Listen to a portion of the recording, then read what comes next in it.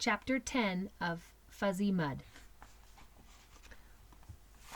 Wednesday, November 3rd, 2:26 a.m.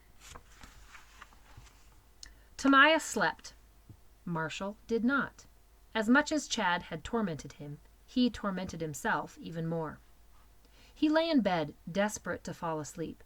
He knew he'd have to be alert to deal with Chad, but sleep seldom comes to those who are desperate for it. It is something that has to be eased into gently. He'd gotten in trouble for coming home so late from school. He was supposed to have looked after the twins, and when he hadn't shown, his dad had had to leave work early.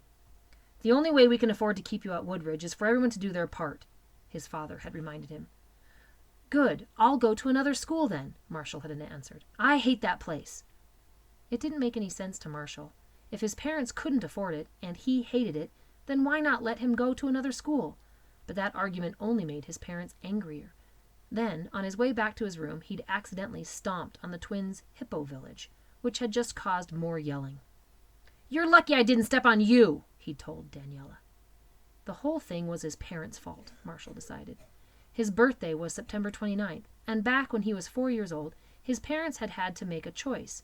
Either he could start kindergarten as one of the youngest kids in the class, or he could wait a year and be one of the oldest. If they had waited, he'd be older, bigger, and stronger, and Chad Hilligus wouldn't even be in the same grade. "How many members are in the U.S. Senate?" That was the question Mr. Davison had asked Chad. 29? Chad had guessed. Andy was the one who had laughed, not Marshall.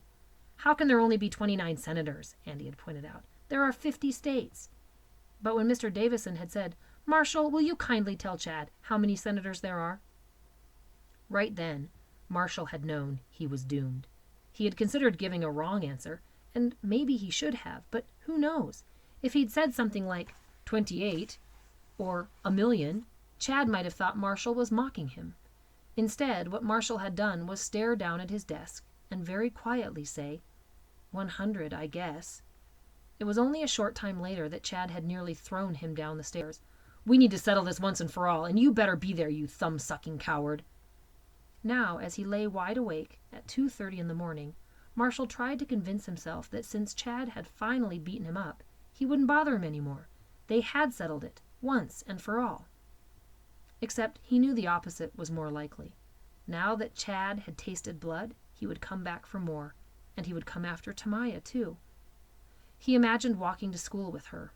She's yammering away about Monica or Calvin Coolidge or something when Chad grabs her hair, spins her around, and punches her in the face. "Leave her alone," Marshall shouts. Tamaya is on the ground, crying. Chad is about to hit Tamaya again, but Marshall grabs his arm. "I said, leave her alone, buttface." Chad shoves him. He shoves Chad back. A crowd gathers. Chad comes at him with all he's got, punching wildly.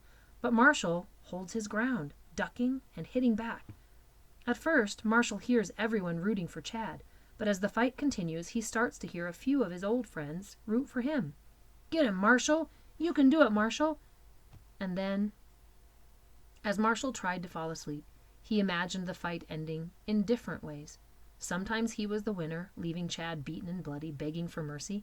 Other times Chad won, but only after a long, hard-fought battle. He envisioned himself lying on the pavement, barely able to move. 2 pretty girls from his class, Andrea Gall and Laura Muntzkrantz, kneel by his side and tell him how brave he was, and they dab the blood off his face with wet paper towels.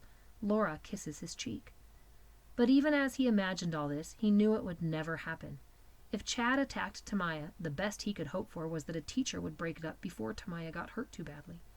Then maybe Chad would be expelled, and then maybe after Chad was gone for a while, the other kids would like him again.